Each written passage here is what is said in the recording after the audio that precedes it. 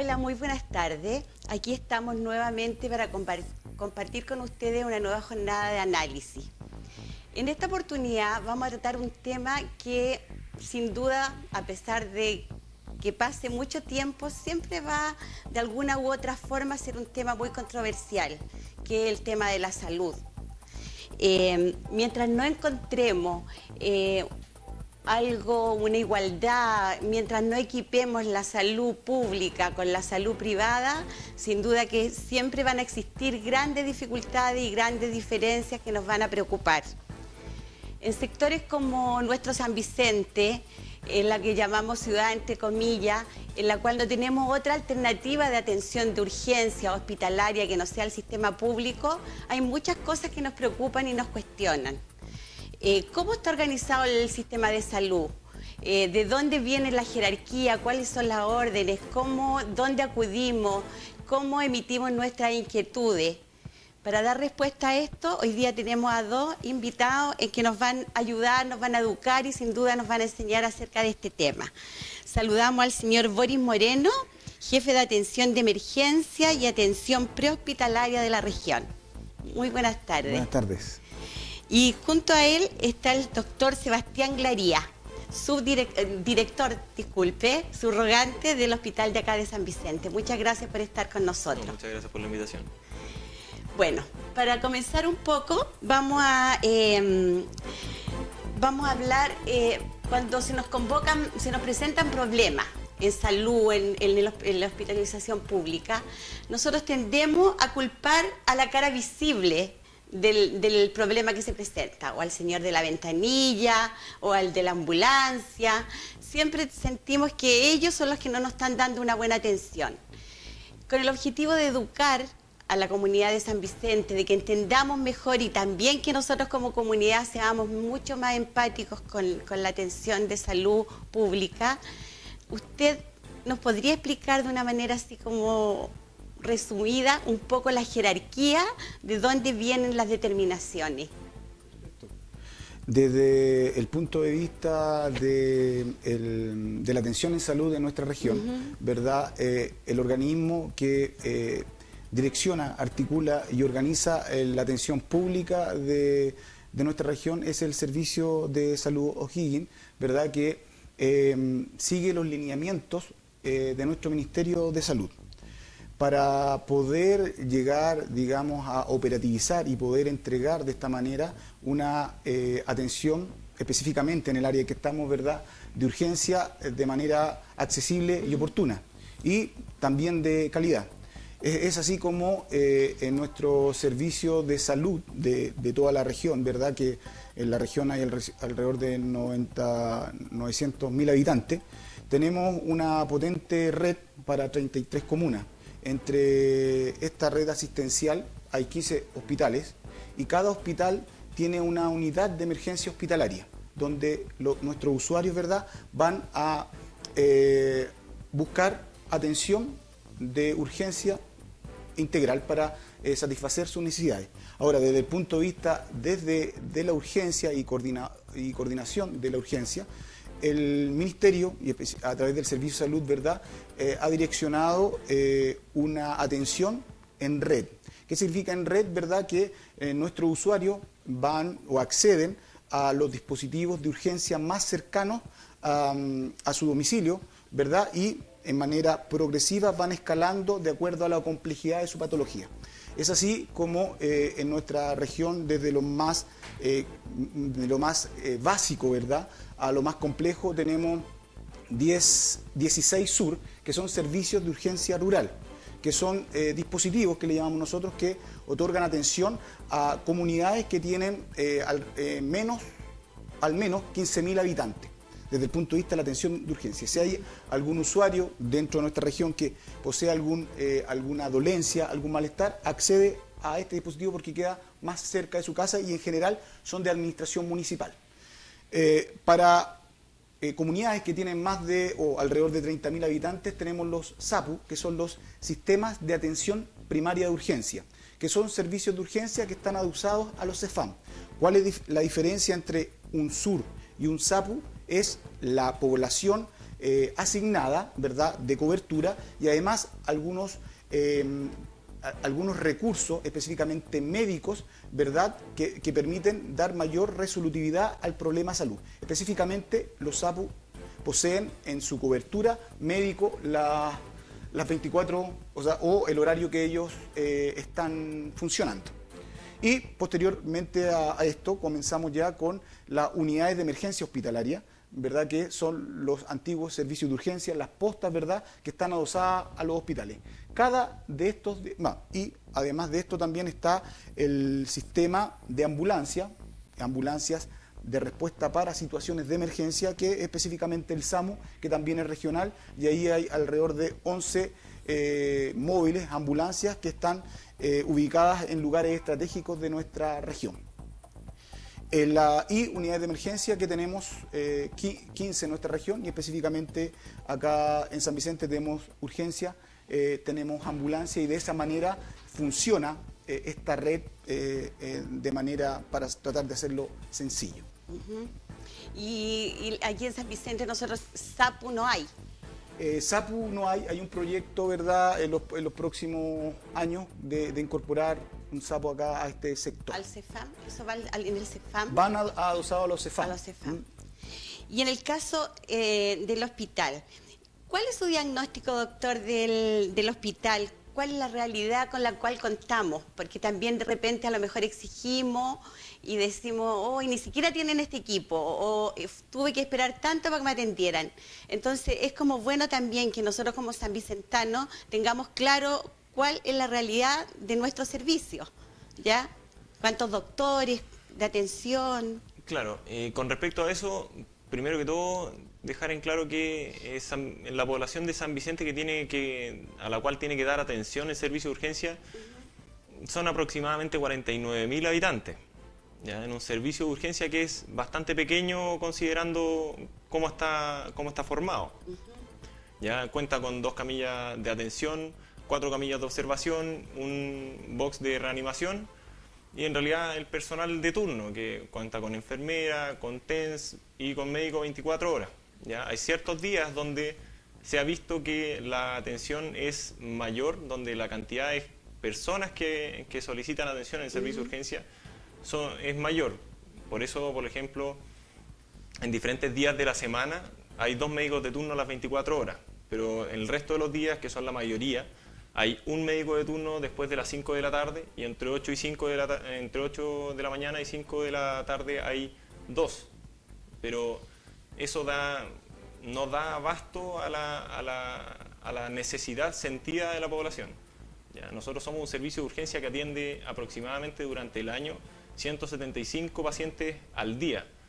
¿Ya? Entonces, considerando que la persona y el espacio físico que tiene asignado el servicio de urgencia y el hospital en sí, o sea, no hay servicio de urgencia que con esas capacidades de abasto para la demanda que tiene la población. Entonces, eso es así muy en básico, cuáles son las condiciones en las que está el servicio de urgencia. Un servicio de urgencia que está sobredemandado, que no alcanza a dar abasto para la cobertura, claro, para la necesidad de toda la población, tanto del espacio físico como el recurso humano. Y siguiendo un poco esta línea del diagnóstico, usted como representante de la región, ¿cuál es la preocupación que tiene, digamos, la salud de la región en relación a la realidad de San Vicente, a lo mismo que nos plantea el doctor? ¿Cuál es el tema? ¿Qué les preocupa? ¿Qué quieren solucionarnos para San Vicente? Bueno, desde el punto de vista de la urgencia y específicamente lo que tiene que ver con entregar salud a nuestra región, los lineamientos están claros. Dar una atención de calidad, que sea accesible, oportuna y de forma equitativa a toda nuestra población.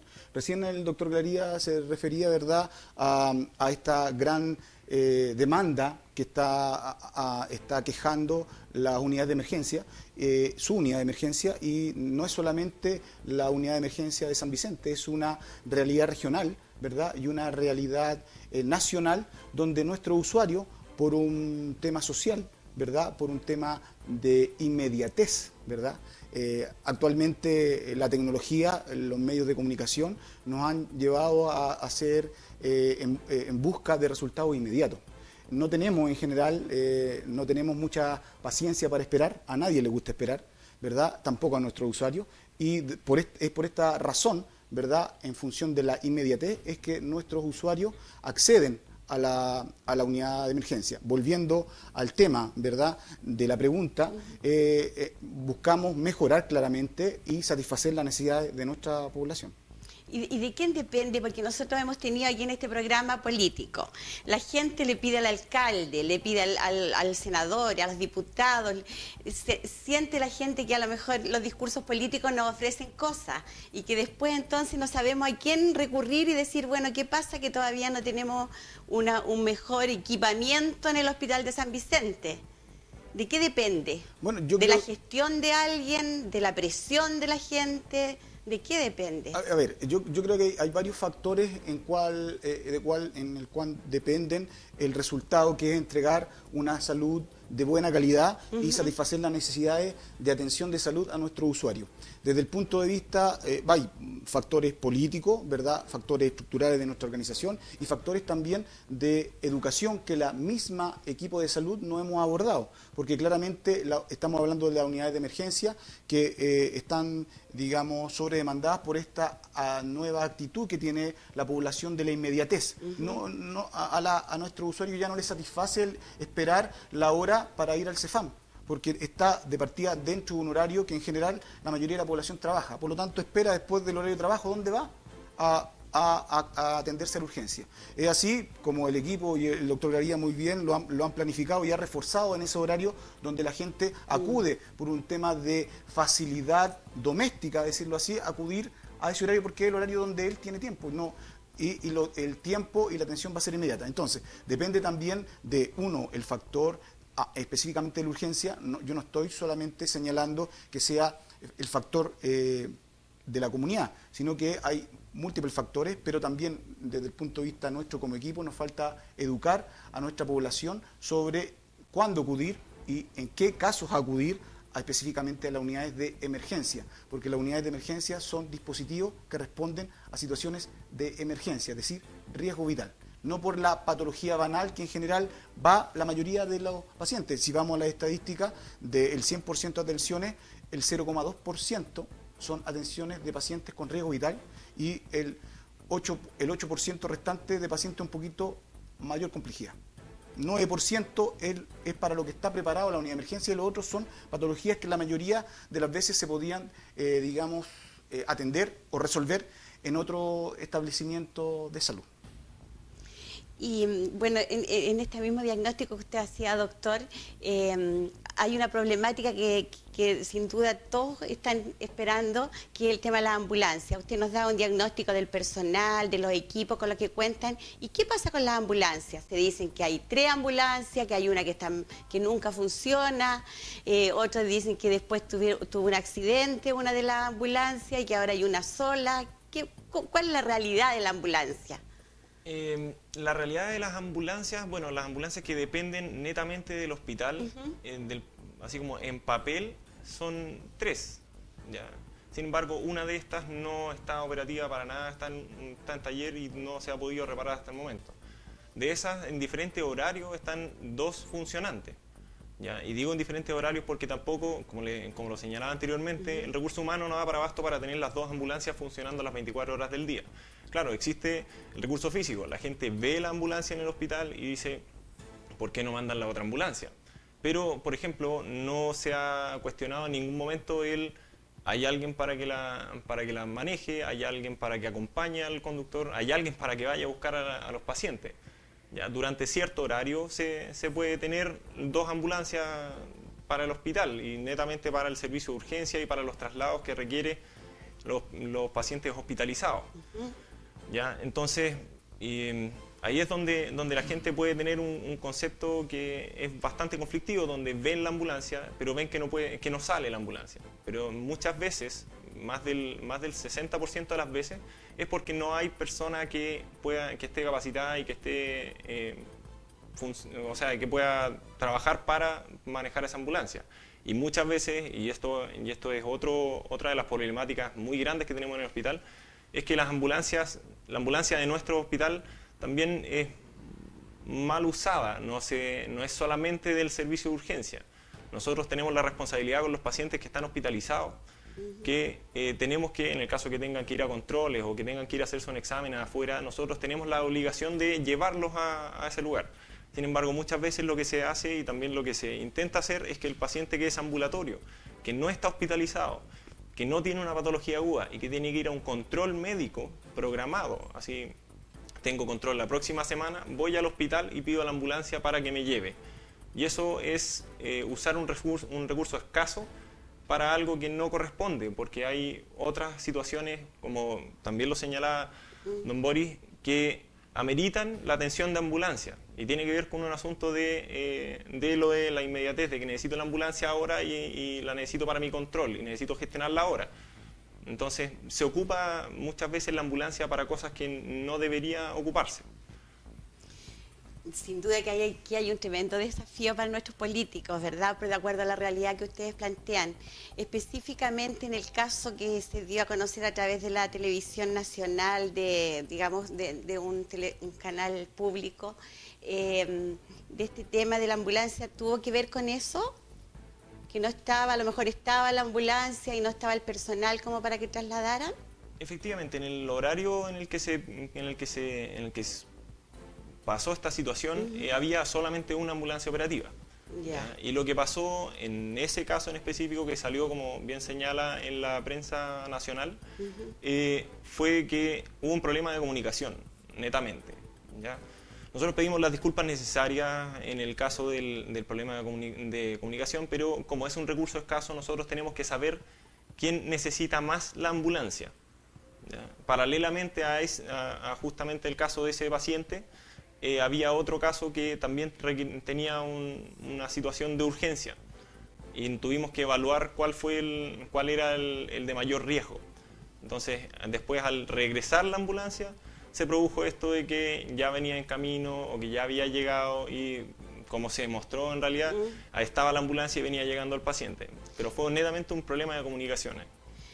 Dentro de las cosas que se escucharon de la prensa, hay un diputado de acá del sector que planteó que iba a solicitar un sumario. ¿Se hizo efectivo ese sumario por este caso? ¿No han tenido conocimiento ustedes? No hemos tenido conocimiento al respecto, así como tampoco hemos tenido un reclamo formal al respecto. Inclusive nos acercamos a hablar con la familia y la misma familia no tenía ningún interés en presentar ningún reclamo. O sea, este es un reclamo que no fue puesto por la persona afectada, fue puesto por terceros. Ya. A lo mejor usted nos podría contar un poco cuál es el conducto regular de los reclamos, porque a veces también, como nos plantea el doctor, ni siquiera fue la persona afectada la que hizo el reclamo, sino que sintieron otros con esa responsabilidad. ¿Qué pasa? Hay una oficina OIRS. ¿Nos podría contar un poco lo que es la OIRS? Bueno, la política ministerial que lleva a cabo el servicio, ¿verdad?, es que un reclamo puede estamparlo, ¿verdad?, cualquier usuario que no esté satisfecho con la atención entregada. Es así como muy bien usted señaló, existen estas oficinas de información y reclamos, ¿verdad?, que son las OIR, que están adosadas a cada establecimiento. Cada establecimiento tiene esta oficina donde se puede registrar su reclamo, y ahora también se ocupa las redes, las tecnologías, ¿verdad?, y correo electrónico, que específicamente también llegan al servicio, y de esa manera se canalizan y se bajan a los equipos operativos para que se responda. También hay un tiempo, ¿verdad?, definido para responderle al usuario su reclamo, porque todo reclamo se responde hacia el usuario en función a lo que él no tiene satisfecho de su necesidad. ¿Y usted tiene información, doctor, de cómo funciona aquí la gente? ¿Hace uso de esta OIRS? Sí, efectivamente la gente hace uso de la OIRS, pero todos los funcionarios del hospital igual tienen la misma sensación, que mucha gente reclama, pero no deja nada por escrito. Y muchas Ya. veces yo, o sea, personalmente le preguntaba a las personas que me he topado, que han reclamado y que no han puesto el reclamo por escrito, es por temor a que hayan represalias después por si quedan hospitalizados, de que después los van a atender mal. Esos son mitos y en realidad no son realidades. Nosotros no hacemos diferencias de que si una persona, no, es que ya puso el reclamo o no puso el reclamo, no hacemos diferencia. Inclusive, la idea es que la OIRS funciona bajo reclamo, sugerencia, felicitaciones. Entonces, muchas veces lo que la gente interpreta como reclamo es más una sugerencia de, por ejemplo, tener más personal médico, que haya más recursos de chofer de ambulancia, tener más técnicos, tener más medicamentos, más exámenes. Esos son todos sugerencias. ¿Ya? Entonces, nosotros tenemos que interpretarlo como tal. Desgraciadamente nos falta que la gente vaya y haga ese tipo de documento por escrito. Porque si no, como todos bien saben, en realidad las palabras se las lleva el viento. Y lo que no está por escrito, nosotros no podemos llevarlo después a un análisis posterior para saber dónde tenemos que actuar. No sabemos dónde la gente está sintiendo que falta algo. Entonces no sabemos dónde la gente quiere que nosotros mejoremos más. Está bien. Entonces aquí nos queda tarea para la casa a todos los usuarios. Bueno, el tema del SAPU, eso es lo que se va a instalar acá, ¿no? Bueno, lo que prontamente se instala es el SAMU y posteriormente en algunos años más hay un proyecto de un SAPU. Ya, cuéntenos seguramente del SAMU. las siglas nos confunden un poco, ya. pero la sigla SAMU, ¿verdad?, es un sistema de atención médica de urgencia, ¿verdad?, que simula, ¿verdad?, para poder contextualizarlo un poco, los sistemas de respuesta a emergencia que tienen los países desarrollados, como tiene 911 Estados Unidos, ¿verdad?, como tiene el SAMU francés, y estos dispositivos funcionan, ¿verdad?, en base a los requerimientos telefónicos que realiza un usuario, un ciudadano, que tiene o considera él que tiene una situación de emergencia. Esto llama a través de un número único que es gratis, que es el 131, ¿verdad? Y el ciudadano se contacta con un centro regulador, un central de llamados que funciona las 24 horas del día, y las 24 horas del día este centro regulador está medicalizado, es decir, hay un médico que toma las decisiones. Como usted comprenderá, hay mucho requerimiento, ¿verdad? Por lo tanto, ante tanto requerimiento de esta comunidad demandante en función de la inmediatez, todos quieren su ambulancia aquí y ahora, ¿verdad? Pero ahí la decisión no se puede tomar en función de qué llamado ingresó primero, sino que cuál es la condición clínica que tiene el enfermo, privilegiando la oportunidad de atención de los enfermos que tienen riesgo vital. Específicamente en la urgencia, ¿verdad?, se categorizan las solicitudes de ayuda o las solicitudes de atención, que van categorías de paciente C1, que se denomina, hasta paciente C5. Siendo el C1 el paciente que tiene riesgo vital. Su atención es inmediata, no puede esperar, porque la posibilidad de vivir de ese enfermo depende de qué tan inmediata te da la atención. Después hay una categorización de los pacientes C2 que requieren estabilización, ¿verdad? Y el tiempo de espera puede ser hasta 30 minutos. El paciente C3, que su tiempo de espera no debe pasar más allá de los 90 minutos, y así sucesivamente va cayendo la complejidad hasta llegar al paciente C4, que puede esperar hasta un tope de 180 minutos, y el paciente C5 puede esperar hasta 240 minutos. ¿A dónde quiero llegar con esto? Que claramente donde ingresan tantas llamadas se seleccionan en función de la oportunidad de la vida hacia el usuario. Claramente, si la ambulancia posteriormente no tiene ningún requerimiento con riesgo vital, accede a satisfacer la necesidad que el usuario, ¿verdad?, de las categorías menos complejas, también se accede para poder facilitar y apoyar la satisfacción usuaria, porque muchas veces la solicitud de ambulancia no tiene un criterio clínico ni médico para asistir. Uno acude solamente para satisfacer la necesidad del usuario. Pero la preocupación de la comunidad de acá de San Vicente es ¿qué pasa con eso? Porque también escuchábamos a raíz de este problema que muchos políticos, porque la gente le pidió cuenta a sus políticos. ¿Qué pasa que a lo mejor el Consejo Municipal no gestiona tal o cual cosa? Entonces, dentro de la respuesta decían que esto está listo, que están los containers, están listos en Rancagua y que como que falta voluntad para traerlos. ¿Qué hay de eso? Voluntad nunca ha faltado. Yo creo que aquí hay que aprovechar la energía positiva que imponen los políticos, el mismo equipo de la salud y la misma comunidad.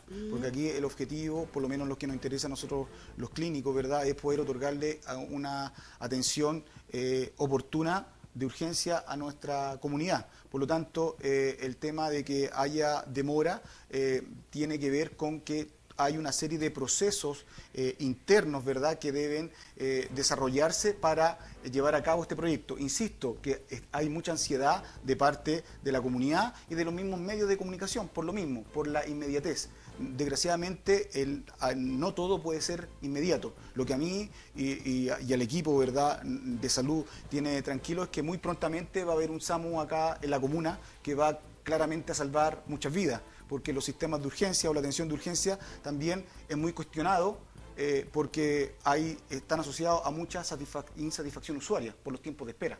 Pero tampoco se reconoce, y tampoco nosotros esperamos el reconocimiento, pero tampoco se reconoce cuántas vidas ha salvado el equipo del doctor Garía, cuántas vidas, ¿verdad?, han salvado la ambulancia en la región. Por eso yo apelo a la inmediatez, a esta inmediatez ¿Y podríamos social. dar como algún tiempo aproximado? Yo me atrevería a decir que no debería pasar de 30 de septiembre, que ya estaría funcionando el SAMU acá en la comuna. ¿Y eso va a estar en el mismo sector físico del hospital? En las dependencias de uno de los espacios posteriores, entiendo, del hospital, y va a ser parte, ¿verdad?, también del equipo asistencial de esta red de urgencia que yo le explicaba al principio. Pero ahí, doctor, conserva la independencia. El hospital tiene una administración y el SAMU otra. Efectivamente, eso es algo que hay que dejar súper claro. La ambulancia de SAMU responde a la red que señalaba don Boris antes, que se maneja a nivel central, que ellos van determinando si es que esta ambulancia necesita ir, o sea, si el llamado tiene mayor prioridad en San Vicente o, por ejemplo, tiene que ir a una atención en Peumo, en el mismo Rengo, según la contingencia. Entonces, el hospital no va a estar a cargo de esa ambulancia. ¿Ya? Esa ambulancia va a estar a cargo de la red central de SAMU, donde se comunica al 131. El hospital va a seguir con las dos ambulancias que tiene. No va a cambiar el número de ambulancias con este nuevo SAMU para el hospital netamente. Y doctor, después de conocer cómo, digamos, la dinámica del sistema de salud, de poder empatizar, ¿cuál nos pide usted? ¿Cuál sería el compromiso nuestro como ciudadanos para poder colaborar en que haya una mejor atención a los usuarios?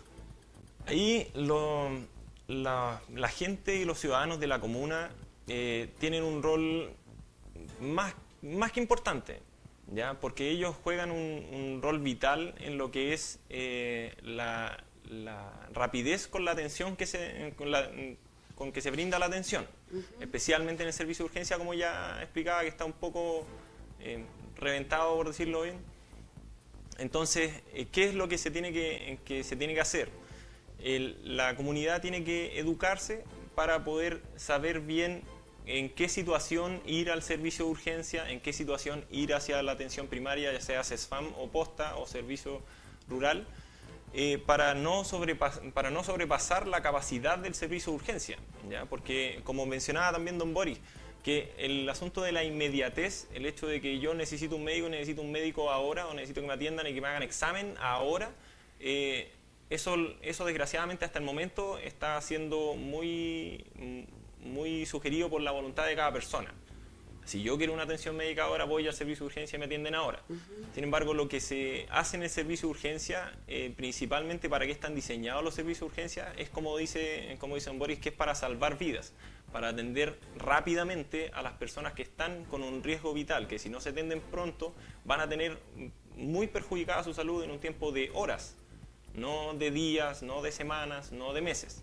Por eso las patologías o las enfermedades o los dolores que lleven ya unos cuantos días o que ya vengan con semanas, meses, podrían ser resueltos por otras instituciones que no son el servicio de urgencia del hospital, que son, por ejemplo, el CESFAM, las postas, en realidad la atención primaria, porque ellos van a ser el estudio así bien a cabalidad, van a hacer bien el estudio a nivel de familia inclusive, y van a poder llegar a un diagnóstico más acabado. En el servicio de urgencia la gente espera que nosotros lleguemos a los diagnósticos de todo, pero nosotros tenemos que atender mucha gente en un tiempo que es limitado, porque tampoco tenemos todo el tiempo para poder atender a todas las personas, porque si no la espera sería mucho mayor y estaríamos demorando la atención de gente que la requiere, que sí prácticamente si no se atiende en próximas horas puede llegar a morir.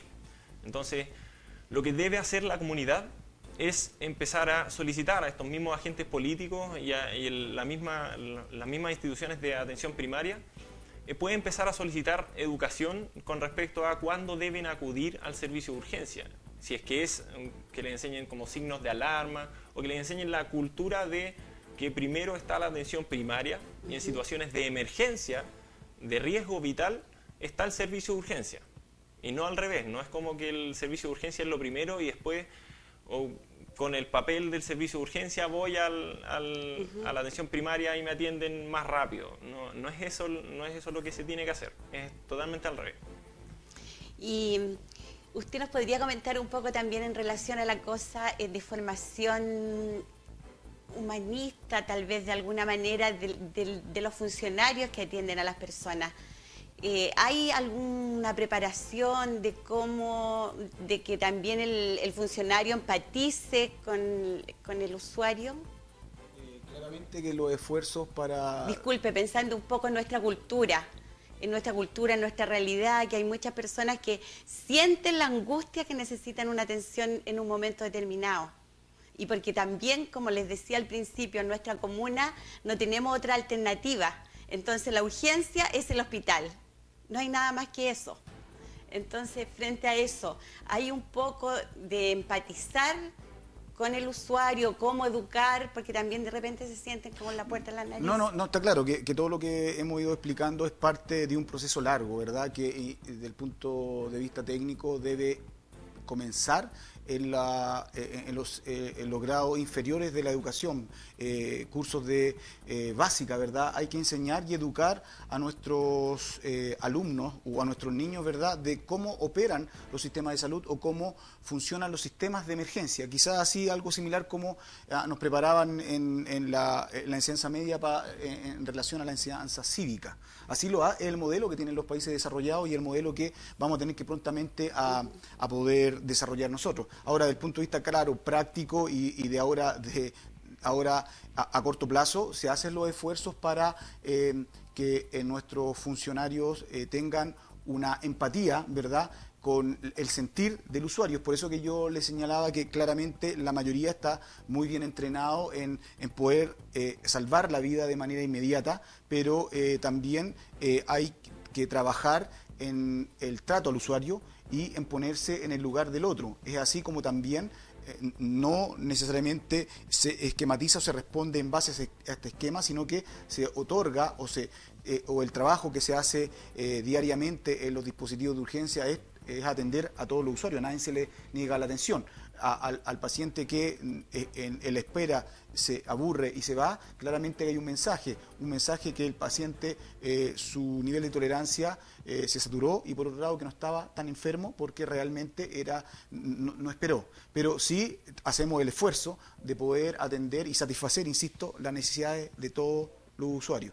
Porque la definición del paciente con riesgo vital es técnico y la percepción de la urgencia va asociada a un tema emocional, y eso no lo podemos manejar nosotros. Pero, insisto, tratamos de atender y más que atender, satisfacer las necesidades de todos los usuarios. Bueno, para finalizar, yo le ofrezco las cámaras y para que ustedes se dirijan a la población y a lo mejor haya algún mensaje, algo que ustedes quieran transmitir. Las cámaras son de ustedes, doctor. Bueno, en realidad, como mensaje último, recalcar la información que dije anteriormente. Hay que educarse y hay que ver bien en qué situaciones estamos acudiendo al servicio de urgencia. ¿Ya? No todas las enfermedades y no todas las dolencias son para una atención inmediata y son con riesgo vital. Por ende, para no ocasionar de lo que podría ser un retraso en la atención de gente que tiene un riesgo vital, hay que seleccionar bien cuándo acudir al servicio de urgencia y cuándo acudir a lo que en la comuna hace poco se abrió ya y lleva casi un año, el CESFAM y las postas, ¿ya? En eso hay que tratar de ser súper consciente, lo que es urgencia y lo que puede ir al CESFAM o la atención primaria. Yo voy a aprovechar la cámara para señalar mi entusiasmo, ¿verdad? En relación a que vamos avanzando en desarrollar una red potente de respuesta en situaciones de emergencia, específicamente en la red SAMU.